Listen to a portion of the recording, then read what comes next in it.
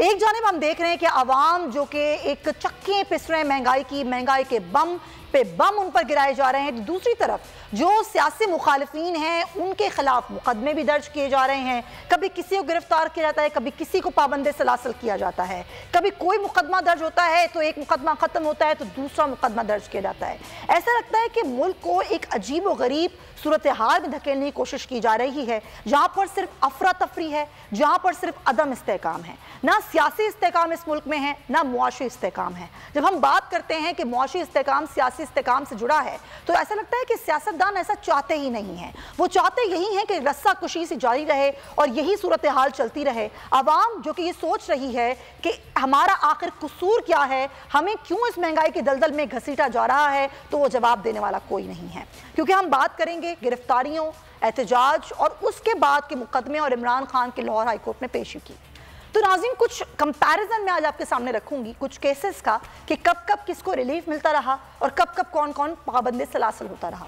तो एक तरफ आज निचोड़ में जो हम बात करने जा रहे हैं कि एहतजाज करने पर इमरान खान लाहौर हाई कोर्ट में पेश होने जा रहे थे, तो दूसरी तरफ ये कहा गया पार्टी ज़राए की जानिब से कि वो आज पेश नहीं होंगे, 6:30 बजे दोबारा ये समाअत होगी। दूसरी तरफ अगर हम देखें कि प्लॉट अलॉटमेंट केस जिसमें इश्तिहारी करार दिए गए मुलजिम यानी कि साबिक वज़ीर आज़म नवाज शरीफ नैब तरमीमी एक्ट का उनको फ़ायदा लिया और वो इसी फहरिस्त में शामिल हो गए। एहतसाब अदालत ने नैब तरमीमी एक्ट की बुनियाद पर मियाँ नवाज शरीफ के खिलाफ प्लॉट अलॉटमेंट रेफरेंस नैब को वापस भिजवा दिया। ऐसा पहली बार नहीं हुआ। पीडीएम हुकूमत के मुख्तसर दौरानिए में पीडीएम हुक्मरानों को मिलने वाले रिलीफ की फहरिस्त काफ़ी तवील है। इसाकदार सुलेमान शहबाज बैरून मुल्क थे, पाकिस्तान आने से पहले उन्हें अदालती रिलीफ दिया गया। नैब तरमीमी ऑर्डिनेंस के समराज से नवाज शरीफ के साथ साथ आसिफ अली जरदारी और यूसुफ रजा गिलानी को भी पोशा खाना में रिलीफ मिला। वजीर आजम शहबाज शरीफ और हमजा शहबाज FIA के मनी लॉन्ड्रिंग मुकदमे से बरी हुए। दोनों के खिलाफ रमजान शुगर मिल रेफरेंस नैब को वापस भिजवाया गया।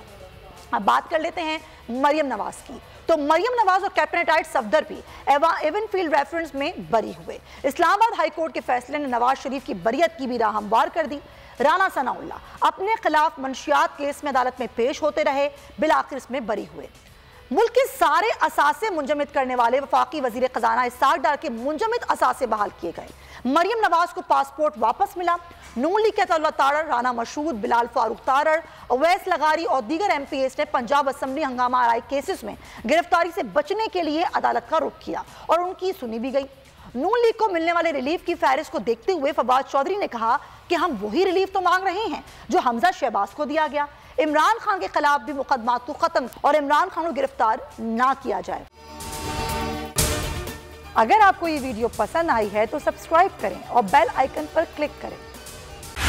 बोल उड़ाएगा सबका होश, भूल जाएंगे सब अपना जोश।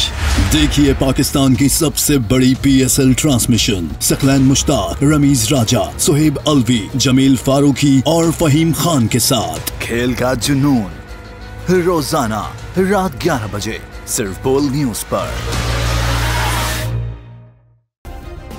सब्सक्राइब करें और बेल दबाएं ताकि कोई खबर रह न जाए।